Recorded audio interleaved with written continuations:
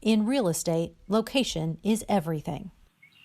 We're not far from the river, so I love that. A serene space where nature nurtures the soul is exactly where Mary Martin dreamed of spending retirement. Dale Von Heater and his wife, too. Just found this house, found this spot, and fell in love with it.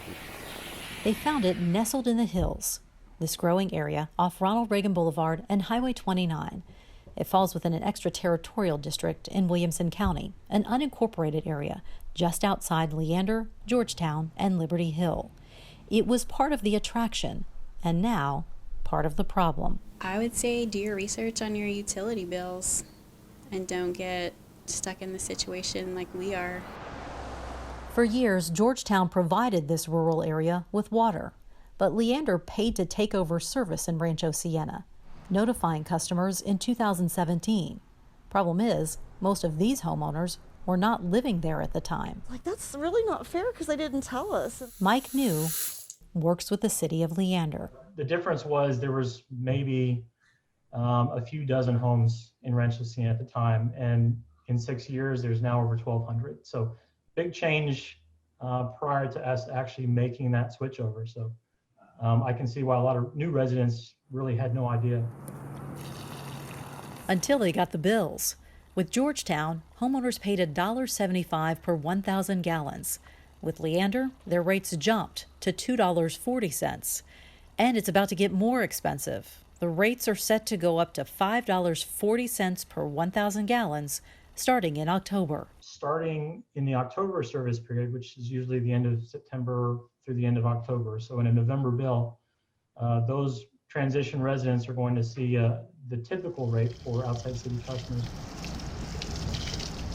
It looks like the utilities now are going to be, if you add them all together, are going to be more expensive than what the current payment for the house is, the mortgage and the interest. So it's a little stunning for it to have gone up that much.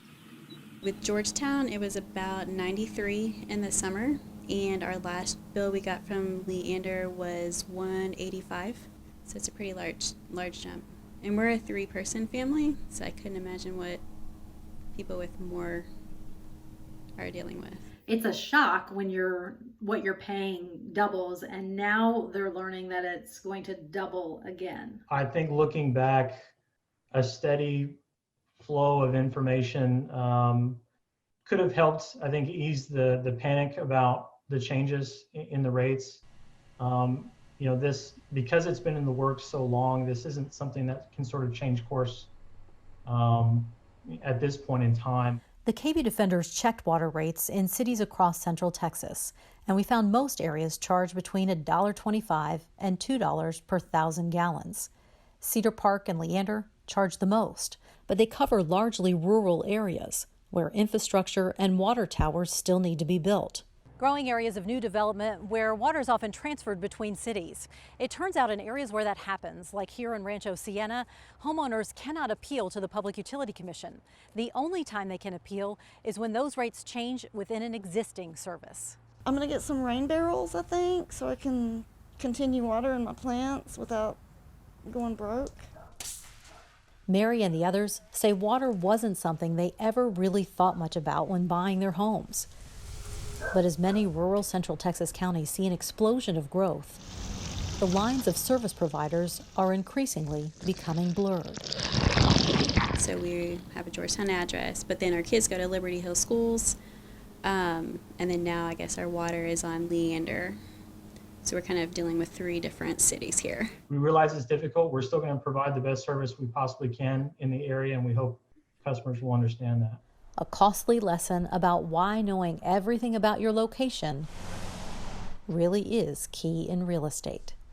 For the KV Defenders, I'm Terry Gruca.